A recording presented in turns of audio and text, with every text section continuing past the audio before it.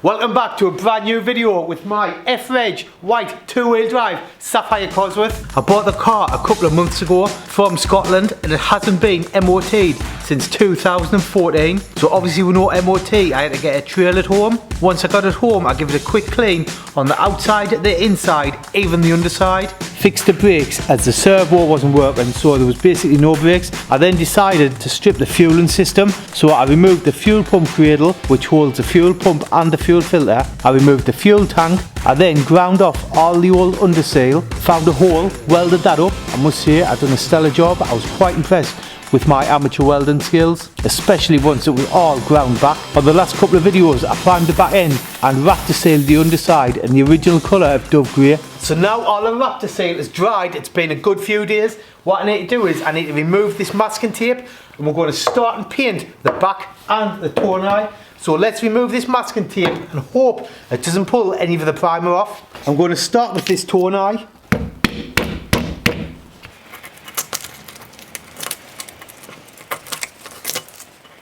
Now let's move on to this panel and remove the masking tape.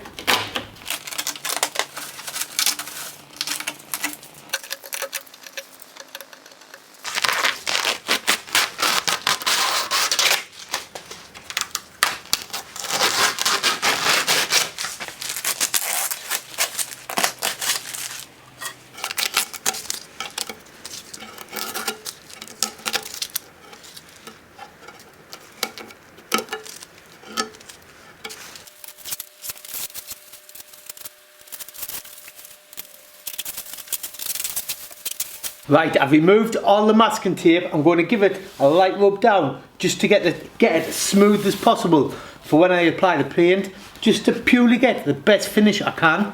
So I've got some 500 wet and dry. I'm just going to rub all this down, get it nice and smooth.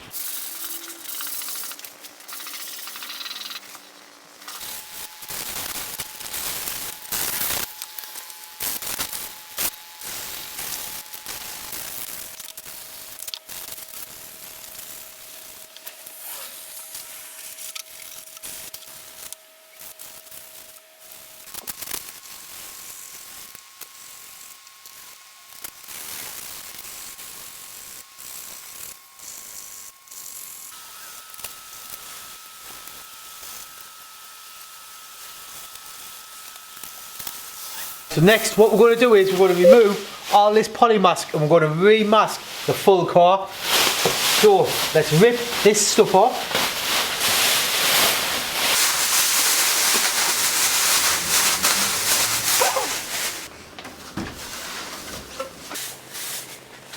So you'll notice here once the polymask's on it's about 1 metre wide, but it actually unfolds to about 3 or 4 metres wide, so you can cover a car really well. The reason we're putting fresh polymask on is the stuff I took off was quite dusty, so the new stuff has got no dust in, so we should get less dust or less chance of getting dust in the fresh paint. I've then got some blue roll, got some degreaser, and I'm going to panel wipe the full back of the car down where we're going to be painting and applying the masking tape, just to try and prevent any contaminants in the panel we're going to be painting. Right, so when I'm doing the masking, I'm going to fold literally, right, just the very edge of the masking tape over, like that, all the way along. And what that does is it gives you a nice feathered edge when you spray your paint. I've seen professionals do it. It is a bit awkward, it is going to take us a while, but I will get there.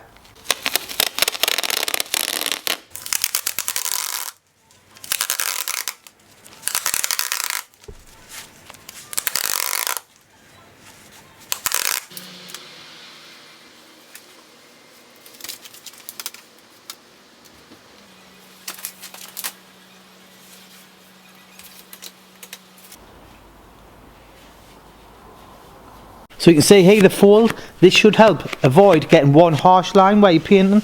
It should help blend the paint in a bit to the original paintwork. Then it's just a case of sticking the polymask to the rest of the car so we don't get any overspray on the paint, the lights, the glass, stuff like that. Right, so there's a car masked up. Now what we need to do is we need to get the bumper off the car that's the same colour as the car. We're going to put that in my daily car, go to my local paint supplier and get some paint matched so we can paint the car.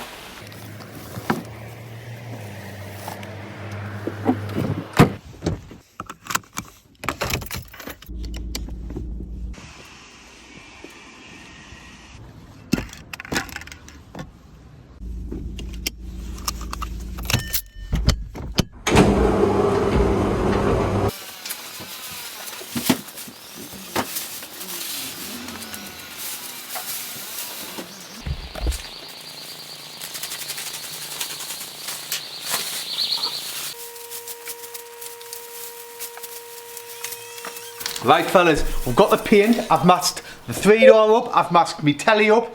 Now you might be thinking, why have I got aerosols when I've got my new compressor with my airline and everything? I was going to have a go with a spray gun, but it's just going to blow paint all over the place, and I've never used a proper paint gun, and I don't want to start practicing on my car, and I'm quite good with the aerosol. So we've got these this is sample match to the bumper of the car, so this should be a bang on match. These are from my local paint suppliers, Madge Paints. So we're going to shake it up, wipe the car down with some like panel wipe degreaser and give it a go. Let's get some panel wipe and get cracking. Now I know I've just panel wiped the car down, but I am going to do it again just so I get 0 chances of getting any reactions in the paint and get the best possible finish.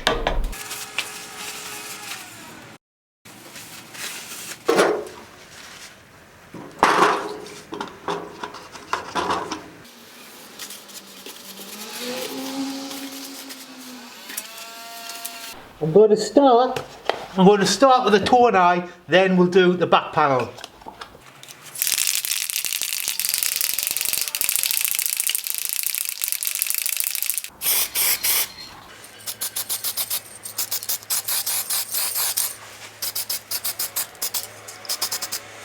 Then we'll start with this back panel. I'm going to start with a really light dusting of the paint.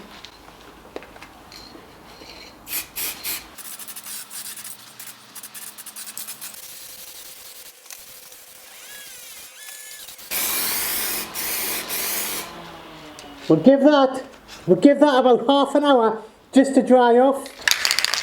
Right, let's give it a second coat, but we're going to go a little bit heavier with the paint. Fingers crossed for us, fellas, fingers crossed.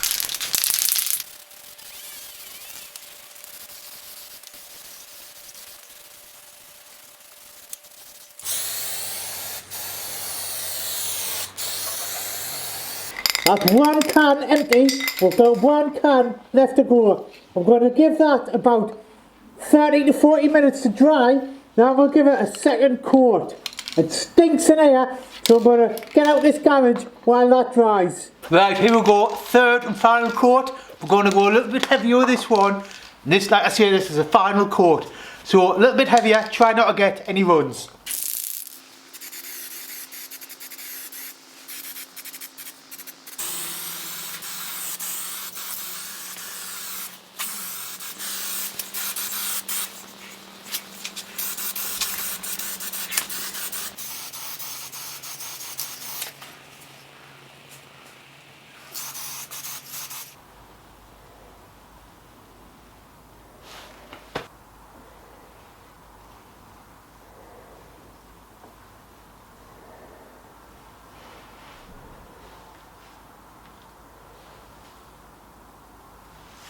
Right, let's walk away and leave the paint. We're not going to touch or mess about with it for about 24 hours.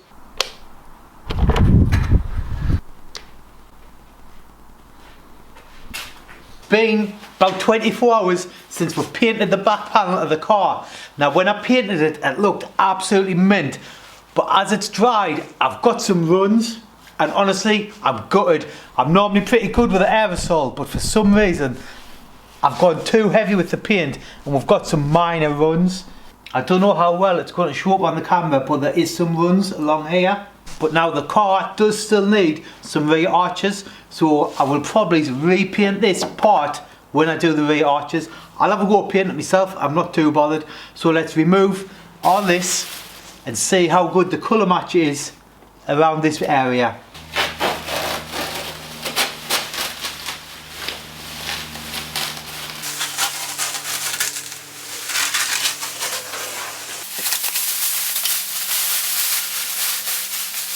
The masking tape's off, the colour match is spot on.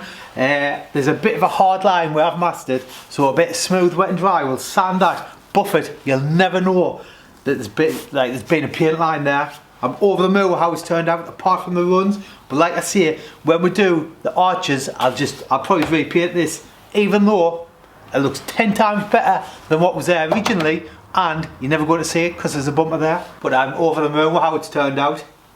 considering I'm just a fella in a garage giving it a go. So to get rid of the hard paint line from where I've painted, I found the finest sandpaper I could find in my toolbox, and that's what I'm using here. It did take quite a bit of rubbing, but I took my time, got the job done. Right, I've give the sharp edge a little sand just to kind of blend it in. Next, what we're going to do is I've got my drill, and we're going to put some G3 on and just buff up all the little scratches I've put in with a fine sandpaper. So let's get some of this on and give it a go. So we're just going to put a little pea-size amount on the pad. Now I know I'm not a professional, but what you never, when you're polishing, don't use the corners, you want to use the middle of the pad.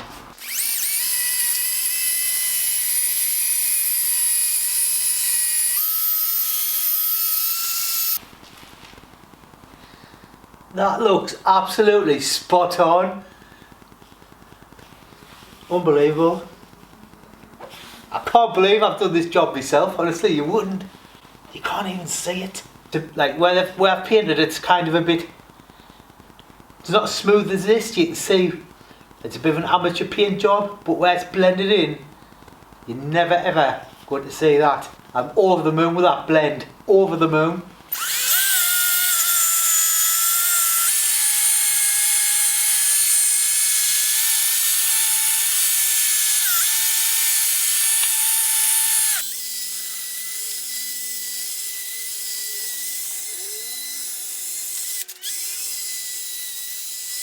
Now this corner of the back quarter is still a bit of a disaster. It's still got like little holes in. I didn't want to hide them by putting filler or something in. So maybe like this has had work on this panel. I think it was due to rust, not damage, not crash damage. So maybe I'll either put a full quarter, like a full panel, on this side because these arches need doing, or I don't know, what would you do? Would you put a full quarter on, or would you leave this, or would you have it repaired, or would you just put a bumper on and forget about it and do the arches? I don't know what to do, genuinely, I don't know what to do. Anyway, let's move on. So as we've done the fueling system, that's why all this paint malarkey started, just to change the fuel tank and the fuel pump, sort the fueling system out in the car. I noticed at the front here, there's two fuel lines run under the car. Then just about here, can you see this fuel pipe here has been nipped? It actually looks like it would stop all the fuel. So what we're going to do is we're going to take this fuel pipe off and replace it. So let's take the fuel pipes off the car. I'm going to use these gloves. These are by a company called Ansell. They keep my hands nice and clean. If you are interested in some gloves and keeping your hands nice and fresh, there's a link in the description, and there's an absolutely belter Black Friday week-long deal on these gloves. So to get yourself some, click the link in the description of this video. Let's get that fuel pipes removed from the car. Let's start by disconnecting the fuel lines under the bonnet.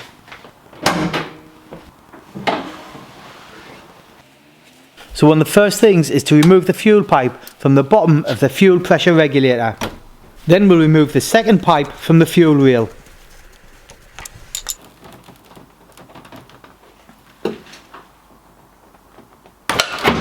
So the original metal fuel lines under the Cosworth should be held up with some proper Ford clips. On my car, someone has cable tied them in place. So it's literally just a case of cutting the cable ties to remove the fuel lines from the car. I then undone the Jubilee clip from this fuel hose, but I noticed the pipe was starting to split, so I'm going to have to replace it. So in the end, I just cut the pipe in half just to get the fuel lines away from the car.